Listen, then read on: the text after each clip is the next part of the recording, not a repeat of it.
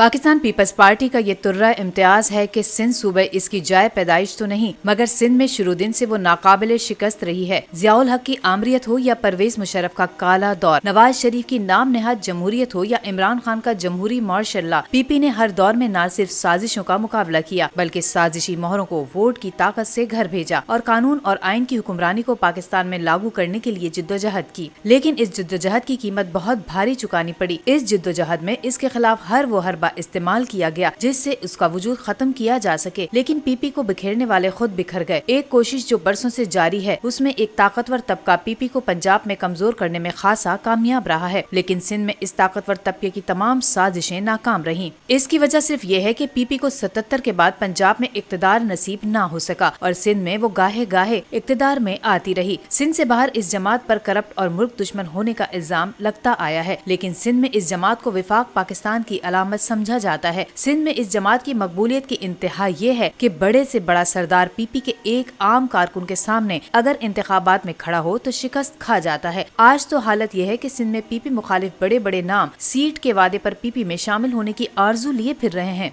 मगर सवाल ये है कि सिंध से बाहर इसे मुस्तरद शुदा जमात समझा जाता है, तो फिर सिंध में ये इतनी मकबूल क्यों है? शहीद जुल्फिकार अली भुट्टो और शहीद बेनजीर भुट्टो की कुर्बानी बेशक अजीम कुर्बानी है, मगर सूरी बादशाह की जिद्दोजहद और कुर्बानी तो लाजवाल और बेमिसाल है। इसका कोई मुकाबला नहीं। ताहम अगर कोई ये कहता है कि भुट्टो शहीद और भुट्टो खानदान को शहादत और हमदर्दी की वजह से वोट मिलता है, तो फिर ये वोट मुस्लिम लीग फंक्शनल को क्यों नहीं मिलता? क्योंकि सूरी बादशाह का नाम और कुर्बानी तो खास सिंध धरती की आजादी के लिए थी, तो फिर सूरिया बादशाह के खानदान को हमदर्दी का वोट क्यों नहीं मिलता? दरअसल पीपी तरक्की की अलामत है और अगर तरक्की की अलामत ना होती तो सिंधी अवाम उसे कई साल पहले मुस्तरद कर चुके होते। लेकिन जब किसी के सामने ये बात की जाए कि पीपी हुकूमत मजदूर दोस्त और वतन दोस्त होती है और उसके दौर में हमेशा पाकिस्तान ने तरक्की की, तो कुछ दोस्त इस बात पर खफा हो जाते हैं क्योंकि उनके नजदीक मोटरवे और चंद सड़कें ही तरक्की हैं। मगर एटमी programme, port Qasim, steel mills, पहला मवासलाती फोन, पहला निजी टेलीविजन, मुल्क का दिफाई निजाम, मिसाइल टेक्नोलॉजी, पहला खवातीन का पुलिस स्टेशन, पोलियो के खात्मे का program, Benazir income support program वगैरह अहले पंजाब के लिए शायद तरक्की की अलामत तस्वुर नहीं होते। क्या वजह है कि सिंधी अवाम बिलावल हो या आसफा भुट्टो जरदारी उन्हें बचपन ही से अपना रहनुमा मानते हैं? आखिर ऐसी क्या वजह है कि उनका पीपी की क़यादत पर नाकाबिले शिकस्त भरोसा है? तो बात सादा है कि पीपी सिंध में सड़कों का जो नेटवर्क बनाने में कामयाब हुई है उसकी मिसाल किसी दूसरे सूबे में नहीं मिलती। अब थर पारकर की सड़कों पर चलें और फिर कोट मोमिन या कोट अद्दू या लैया मुजफ्फरगढ़ रोड पर चलकर दिखा दें,